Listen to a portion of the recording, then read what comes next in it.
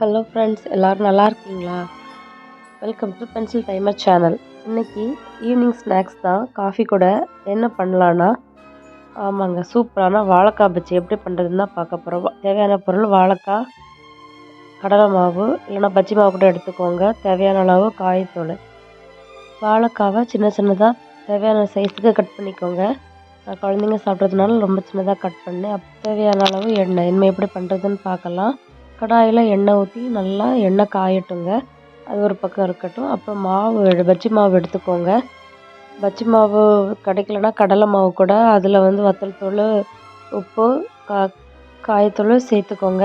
நான் பஜ்ஜி மாவு வாங்கினதுனால நான் அந்த மாதிரி பண்ணல. பஜ்ஜி மாவு கொஞ்சமாட்டு காயத்தூள் போட்டு அதை கட்டியாக கலக்கிக்கோங்க. ரொம்ப தனியாட்டு வேண்டாம். பார்த்து முக்கி எடுக்கும்போது நல்லா அது அப்படியே பிடிக்கணும். அந்த மாதிரி கலக்கிட்டு அதை நல்லா எண்ணெய் காஞ்சதுக்கப்புறம் எண்ணெயில் போட்டு ஒரு பக்கம் நல்லா வந்ததுக்கப்புறம் அப்புறம் மாற்றி விடுங்க. அப்படி 2 பக்கம் மாற்றி மாற்றி நல்லா வறுத்து அது நல்லா வெந்ததுக்கப்புறமாட்டு அதை ஒரு பாத்திரத்தில் எடுத்துக்கோங்க. கொஞ்சம் சிம்மில் வச்சு பண்ணுங்கள். ரொம்ப ஹை ஃப்ளேம்னா என்ன ஆகும்னா வெளியே வெந்துடும், கலர் மாறிடும், உள்ளாடி வெந்திருக்காது. அதனால் கொஞ்சம் லோ ஃப்ளேம்லேயே வச்சு மீடியம் ஃப்ளேம்லேயே வச்சு பண்ணுங்கள். அப்புறம் அதை ஒரு பேப்பரில் பாத்திரத்தில் மாற்றி வைங்க. அப்போ தான் எண்ணெய் உரியும். எண்ணெயோடு சாப்பிட்டா உடம்புக்கு கேடு. இந்த மாதிரி பண்ணுன்னா மீதி உள்ளதையும் போட்டு எடுத்துக்கோங்க.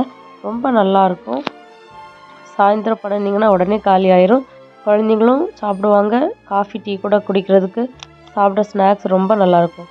வாழைக்காய் பஜ்ஜி கூட தேங்காய் சட்னி சாப்பிட்ற டேஸ்ட்டே தனி. சூப்பராக இருக்கும் ஃப்ரெண்ட்ஸ். கண்டிப்பாக ட்ரை பண்ணுங்கள். லைக் பண்ணுங்கள், ஷேர் பண்ணுங்கள், சப்ஸ்கிரைப் பண்ண மறந்துடாதீங்க. Thank you friends. Evening snacks time ரொம்ப ஹாப்பியாக போட்டோம்.